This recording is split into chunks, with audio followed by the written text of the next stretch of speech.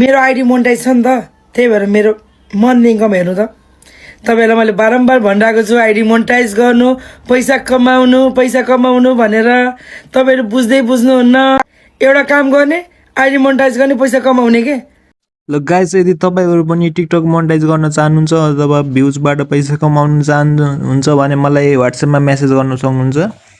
माथि WhatsApp number देख्न सक्नुहुन्छ मेरो पनि यो एकाउन्ट चाहिँ मोनेटाइज भइसकेको छ, देख्न सक्नुहुन्छ। र यसमा पनि बिस्तारै पैसा आइरहेको छ।